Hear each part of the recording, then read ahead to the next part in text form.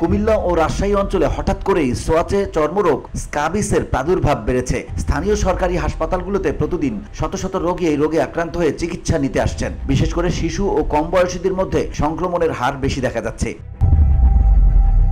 Scabies একটি পরজীবী জনিত চর্মরোগ। সার্কোপস্টিক স্কাবিয়া নামের একটি পরজীবী চামড়ার উপরিভাগে বাস করে, ডিম পাড়ে এবং সেখান থেকে রোগ ছড়ায়। এটি সহজেই এক ব্যক্তি থেকে অন্য ব্যক্তির শরীরে ছড়িয়ে পড়তে পারে, বিশেষ করে স্পর্শ, একই বিছানা, তোয়ালে বা জামা কাপড় ব্যবহার করলে।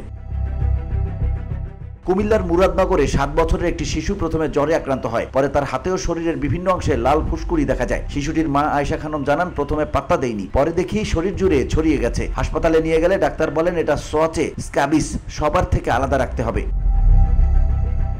স্থানীয় উপজেলা স্বাস্থ্য কমপ্লেক্স জানায়, প্রতিদিন গড়ে 200 থেকে 250 জন রোগী স্কাবিসের মতো চর্মরোগে চিকিৎসা নিচ্ছেন। শিশুদের মধ্যে এই রোগের সংক্রমণ বেশি।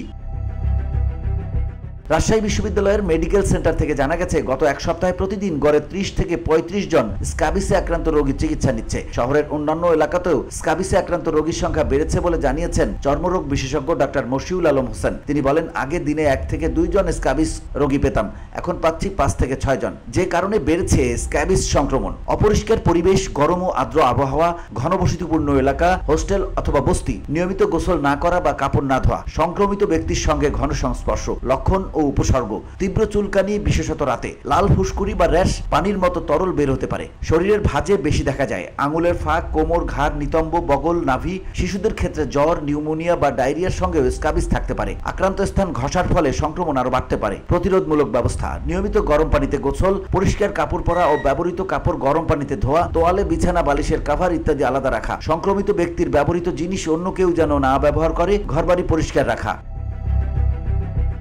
স্কাবিসের চিকিৎসা: স্কাবিস নিরোধক ক্রিম বা লোশন সারা শরীরে লাগাতে হয়। 8 থেকে 12 ঘন্টা পর গোসল করে ফেলা উচিত। এই প্রক্রিয়া সপ্তাহব্যাপী চালিয়ে যেতে হয়। মুখে খাওয়ার অ্যান্টিপ্যারাসাইটিক ওষুধ নেওয়া লাগতে পারে। VOD Bangla news desk.